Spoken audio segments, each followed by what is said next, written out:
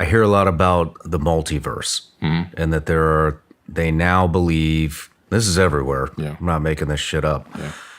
They believe that there are multiple universes out there and they've actually found the edge of our universe. Yeah. Can you talk about that for a little bit? Absolutely.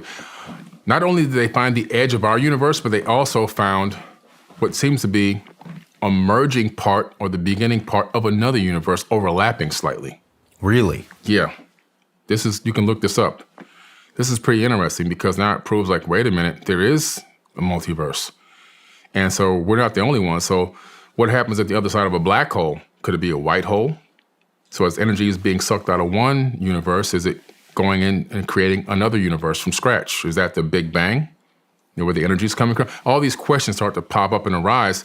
But I do believe that we're living in a soup of universes. Like we're just one of many universes. I think it goes many levels. First of all, I believe we're in a fractal holographic universe, number one, which means that we're not even close to base reality, that there are realities that have been created and created and created. Give you an example real quick. And then I'll go into the multi part of it.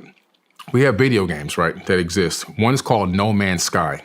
No Man's Sky was created by like 14 college kids on one DVD. It has 80 quadrillion planets. The game never ends, and unlimited numbers of life forms as they travel throughout this game. The game never ends, and life forms evolve and come into existence and everything else. There's a universe on one DVD. Now, what happens if you put AI on that software? Then those beings become conscious, and those animals become conscious. Another game that exists is The Sims. The Sims are people that have jobs, go to work, have babies, go to parties, hang out, and all this kind of stuff. That's the video game. They're talking about putting AI into The Sims. They're going to become conscious. Now, what happens in The Sims and this other game, No Man's Sky, when these people become conscious from the AI and then write their own programs inside the program and create another conscious universe and another one and another one? So the universe could be many, many layers deep. And that's just a hypothesis, but what I'm saying is we may not be in base reality, being that we could have been created by an ancestor of another universe. And how many of these multiverses exist out there? And I believe also that in each universe, based on just understanding quantum physics and quantum mechanics, there's a doppelganger potentially of you in a lot of these universes. So you exist, every potential outcome of you exists in every universe. So in some universes, you're not sitting here talking to me because this is not even your career. You might still be in the military in another universe and so forth and so on. You see, all the potential outcomes that you could think about actually play themselves out in the multiverse. And so what's pretty interesting, even if you travel back in time, like I said, you shift into an alternate timeline, I believe that you shift into another universe. Something very similar to your own, but not the same one you were on. That's why you can't affect the future. And so this multiverse talk, it gets really, really complicated. But what's interesting is there's a meditation technique that is even taught on how to tap into knowledge and information from the multiverse, going and finding a doppelganger of yourself that has the answers, that's doing things that you want to do, that maybe has found his or her passion, and learning, taking a peer in, to peek in, almost like remote viewing in a way, to figure out what that is, and then bringing it back with you and utilizing it here, and which is a pretty interesting use of setting the mind outside of space and time.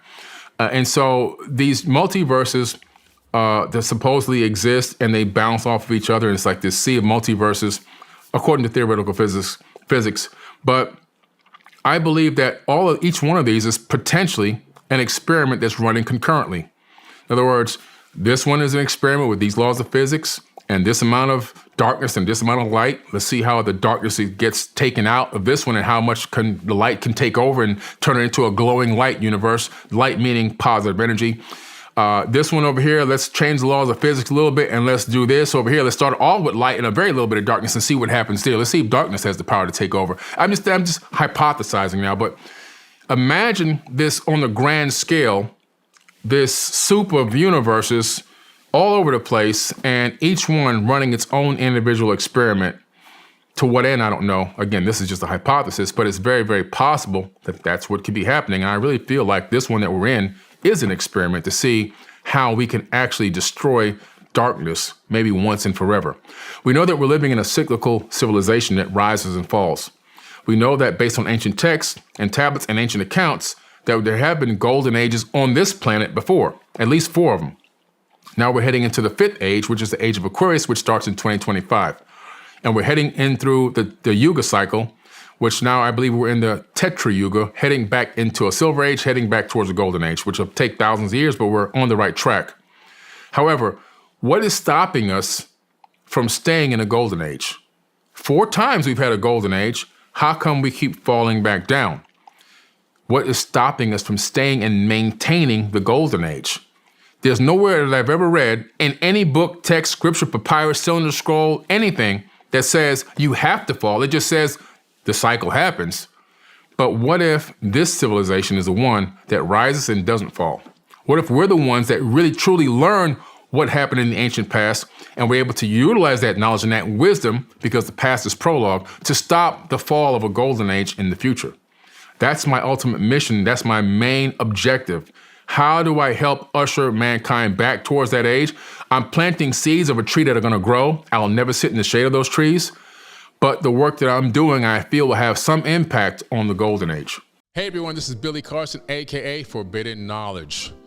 I want to tell you about an amazing online academy that I created in order to help people become the best version of themselves. If you're into self-improvement, if you're into financial literacy, entrepreneurship, ancient wisdom, all those amazing teachings, I put them all in one place. Over 150 hours of amazing teachings in one place called the Forbidden Knowledge Academy. You can simply get there by going to 4bkacademy.com.